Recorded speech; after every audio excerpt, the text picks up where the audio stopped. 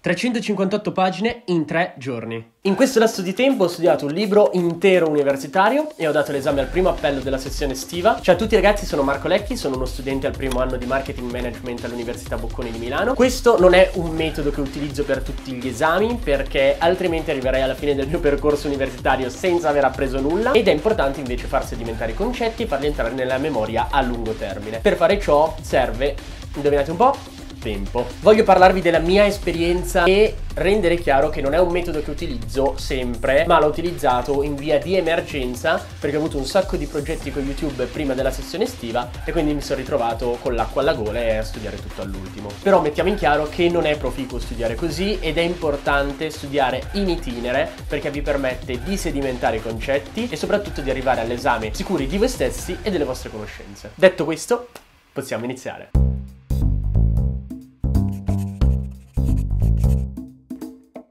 Come ho preparato questo esame? Prima di dirvi le tecniche e i metodi che ho utilizzato per apprendere un libro intero universitario in solamente 3 giorni, devo fare delle premesse. Prima premessa, io ho partecipato a tutte le lezioni, quindi sono uno studente frequentante che aveva già in testa i concetti, sapeva la struttura del libro, sapeva la struttura dell'esame, perché partecipando alle lezioni e le lezioni seguendo il libro mi davano già un'idea del percorso che seguiva il libro. Non erano concetti che sentivo per la prima volta in assoluto, perché sarebbe stato impossibile fare un libro da zero in 3 giorni. Sapevo quindi già gli argomenti e li avevo sentiti una volta almeno, seppur alcuni in maniera un po' distratta, ma comunque le parole già giravano nella mia testa in maniera molto confusa, ma giravano. Seconda premessa, come ho già detto, le lezioni seguivano la struttura del libro, quindi questo ha facilitato molto il fatto di prepararlo solamente in 3 giorni. Terza premessa, si tratta di un esame mnemonico, qualitativo, senza la presenza di modelli matematici,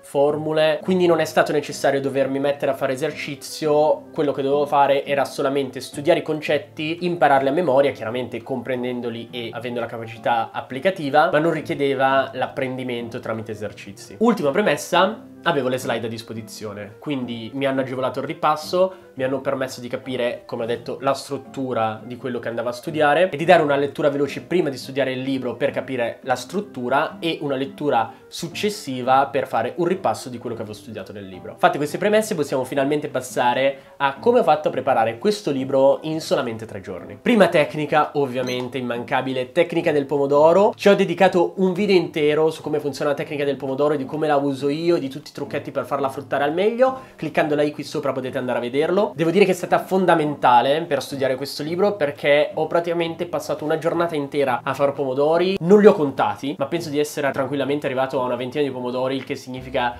10 ore al giorno, quindi sì, è veramente massacrante studiare un libro in così poco tempo. Però la tecnica del pomodoro devo dire che mi ha aiutato veramente in termini di concentrazione, perché se studiate per 10 ore consecutive vi assicuro che secondo me 5 ore le perdete a cazzeggiare, a fare altro, a distrarvi eccetera. Se invece utilizzate la tecnica del pomodoro avete quei 25 minuti di focus e quei 5 minuti di recupero in cui potete un attimo rilassarvi, spegnere un attimo la mente e far sedimentare i concetti. Quindi 25 minuti, 5 minuti di pausa, 25 minuti, 5 minuti di pausa. Un'altra cosa importante da citare riguardo alla tecnica del pomodoro è che se la utilizzate durante lo studio vi permette di misurare le vostre capacità di lettura, cioè vi permette di capire quante pagine riuscite a fare in un pomodoro, cioè in 25 minuti, e così avere una stima di quanto ci impiegherete a fare tutto il libro. Esempio, se io so che in 25 minuti faccio 10 pagine e ci sono 100 pagine di libro, è facile capire che in 10 pomodori riesco tranquillissimamente a fare tutto il libro e capite che sono 5 ore di studio. Questo vi dà più serenità perché riuscite veramente a capire quanto ci impiegherete e il tempo non è più un'incognita, e vi permette anche di avere un benchmark sulla seconda tecnica, quella che sto per dirvi ora. Seconda tecnica è quella della lettura veloce. Ho dedicato un video riguardo le tecniche per studiare velocemente, potete andare a vederlo cliccando là qui sopra. Oggi voglio dirvi le tecniche che ho utilizzato io per studiare questo libro, ovvero la prima è la tecnica della penna. Semplice, utilizzate una penna come puntatore e seguite quello che state leggendo con la penna. Questo perché l'ho spiegato bene nel video in cui ho parlato di questa tecnica, ma perché vi permette di far seguire ai vostri occhi un oggetto in movimento e di fare dei movimenti fluidi, al posto di farli andare a scatti, perché se ci pensate, se fate così non riuscite a fare un movimento unico con gli occhi. Insomma, lo spiego meglio nell'altro video. E inoltre con la penna il vantaggio è che potete far decidere condividere al puntatore, al vostro dito, alla vostra penna, la velocità con cui state leggendo. Il nostro linguaggio va molto più lento rispetto ai nostri pensieri e quello che leggiamo sui libri sono concetti. A noi ci insegnano di andare alla velocità del parlato, ma questo ci rallenta e basta, e molto spesso non ci fa capire neanche quello che stiamo leggendo. Quindi il mio consiglio è quello che, se non state capendo quello che state leggendo, immagino sia capitato a chiunque, aumentate la velocità di lettura. Come? Imponetevelo, fate finta di essere dei lettori veloci. Cioè, se state leggendo un libro, andate veloci. Aumentate la velocità del vostro puntatore fino a quando capite che è una velocità troppo alta da sostenere. All'inizio è un po' frustrante perché non capite quello che state leggendo e probabilmente capirete solo il 20% di quello che avete letto, ma si tratta di abitudini, quindi cercate di farlo con i prossimi libri che leggete, esercitatevi magari quest'estate con la lettura dei libri, per cercare di impostare voi stessi ad apprendere con la lettura veloce. Una volta diventati bravi a leggere veloce con il puntatore, non servirà neanche più il puntatore e basterà leggere non parola per parola, ma leggere frase per frase. Questa è una qualità che vi permette di risparmiare tantissimo tempo, veramente non immaginate quanto, e soprattutto di apprendere molto più velocemente perché riuscite a capire il concetto al primo sguardo e non serve rileggerlo 10 volte per capirlo. Chiaramente ai limiti del comprensibile, nel senso che ci sono concetti sicuramente più difficili che vanno letti parola per parola, come ad esempio è per diritto,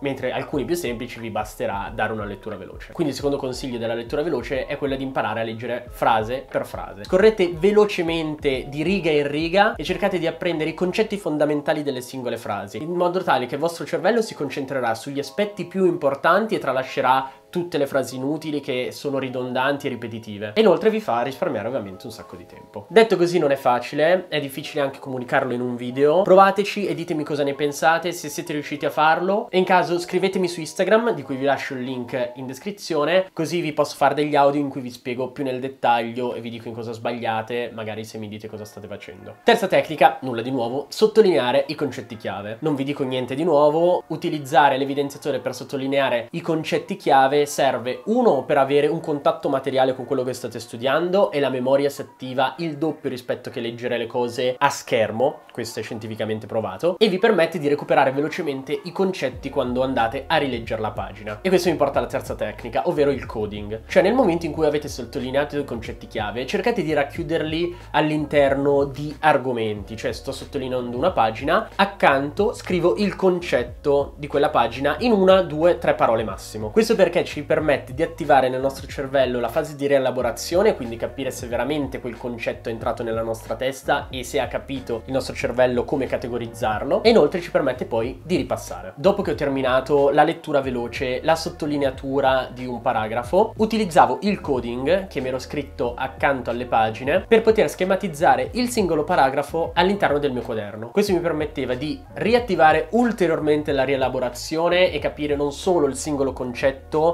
ma il paragrafo intero, e di dare quindi una struttura logica ai singoli concetti, e poi mi permetteva al termine del capitolo di ripassare i singoli paragrafi. Una volta poi terminato il capitolo si ha tutta una schematizzazione divisa per paragrafi con i concetti fondamentali e magari qualche appunto di spiegazione. Quello che ho fatto io al termine, quindi l'ultimo giorno quando avevo terminato il libro, è stato quello di fare uno schema a cascata di tutto il libro senza scrivere le spiegazioni dei concetti, ma solamente utilizzando le parole chiave che avevo preso dal coding. Mentre schematizzavo, ripassavo, perché rivedevo tutti i paragrafi, i concetti fondamentali e la loro connessione logica. Terminato il ripasso e avendo fatto tutto lo schema a cascata di tutto il libro, ho fatto un ripasso generale con le slide. Riassumendo in breve: tecnica del pomodoro, lettura veloce, mentre c'è lettura veloce evidenziare i concetti fondamentali, scrivere accanto ai concetti fondamentali il coding, utilizzare il coding per schematizzare ogni singolo paragrafo. Terminati tutti i capitoli, schema a cascata di tutto il libro per avere una struttura del libro intero, ripasso dagli schemi del paragrafo e dallo schema totale del libro, e infine ripasso delle slide. Sotto nei commenti fatemi sapere il vostro record di tempo che avete impiegato per preparare un esame, una verifica importante se siete ancora al liceo, e quanti esami vi mancano alla sessione. Proprio in questo momento in cui sto registrando il video ho appena terminato il mio terzo esame al primo appello della sessione estiva, me ne mancano altri 2, spero di finire presto così mi godo un po' di pausa estiva. Spero di esservi stato utile e noi ci vediamo al prossimo video.